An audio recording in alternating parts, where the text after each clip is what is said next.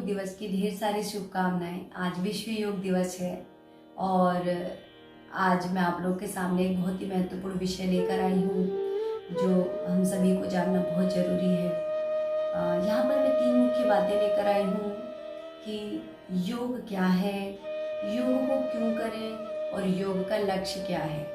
क्योंकि जब हम योग का लक्ष्य जान लेते हैं ना, तो हम योग को बहुत श्रद्धापूर्वक करते हैं। और हम अगर ये जान लें कि योग को क्यों करें, तो भी हम बहुत श्रद्धापूर्वक योग करते हैं।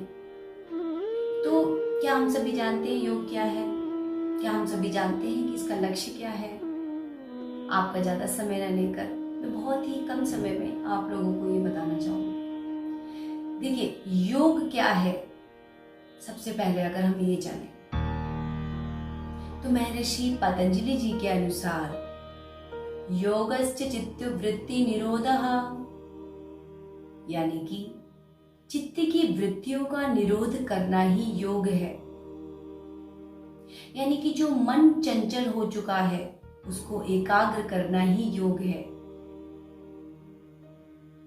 चित्त में अनेकों प्रकार के विचार चलते रहते हैं, उन विचारों को रोकना, एक जगह पर एकाग्र करना योग है। मन की चंचलता को रोकना योग है, यही योग है। और मन की चंचलता को रोकने के लिए केवल आसन और केवल प्राणायाम, क्योंकि हम वर्तमान काल में सिर्फ इसी को योग समझते हैं, आसन को और प्राणायाम को थोड़ा सा ध्यान कर लिया, जबकि योग ये नहीं है। योग के 8 अंग महर्षि पतंजलि जी ने बताए: यम, नियम, आसन, प्राणायाम, प्रत्याहार, धारणा, ध्यान और समाधि। लक्ष्य क्या हुआ? समाधि।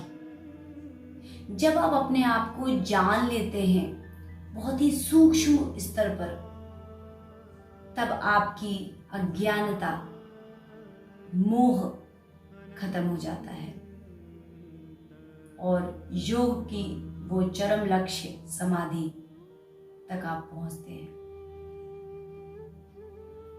तो योग में मन को एकाग्र करना ही बताया गया है, यही योग है। बहुत ही पुरातन काल से योग चलता आ रहा है।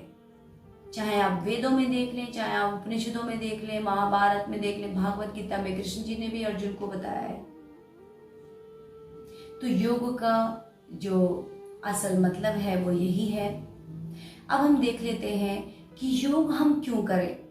अब जैसा कि मैंने आप लोगों को बताया कि मन को एकाग्र करना ही योग है, तो हमें क्या करना है? जो व्यक्ति ये जान लेगा कि योग मन को एकाग्र करना है और अपने शरीर में स्थित जो खंड खंड है उन सभी को जान लेना है, मन को, बुद्धि को और अपने अंतस को जान लेना।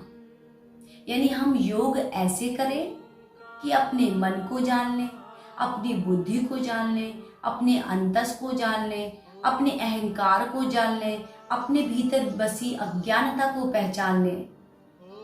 अगर हम योग करते हुए इन सभी बातों को जानते हैं तो असल में हम बहुत सही रास्ते पर जा रहे हैं, यानी कि हम सही योग कर रहे हैं।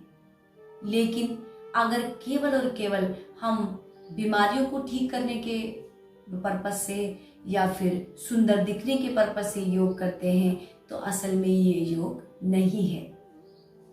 यहाँ हमारी महत्वाकांक्षा आ जाती है कि हम सुंदर दिखने के लिए योग कर रहे हैं, हम बीमारियों से दूर रहने के लिए योग कर रहे हैं।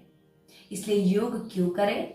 अपने मन को एकाग्र करने के लिए, अपने शरीर में बसे सूक्ष्म खंड को जानने के लिए, अपनी अज्ञानता को दूर करने के लिए। और एक बात मैं यहाँ पर आपको बता दूं कि जब भी हम कभी ये सोचकर योग करते हैं ना कि हमें बीमारी ना हो या फिर हम सुंदर दिखें, तो हम अपनी बीमारी को कम तो कर लेंगे, सुंदर भी दिखेंगे।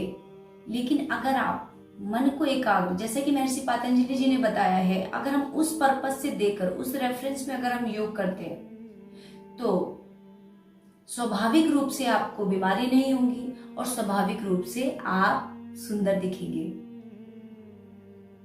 तो कहने का मतलब ये है कि मन को एकाग्र करके, अपने अहंकार को दूर करके, अपनी अज्ञानता से दूर हटकर अगर हम योग करें और उसको अपनी जीवन शैली बनाए, योगमय जीवन जिए, योग में जिए, योग को जिए, अगर हम ये सोचकर योग करें और उन 8 अंगों का पालन करें तो हम भीतरी ओर से सुंदरता को लेकर आएंगे बाहरी ओर पर।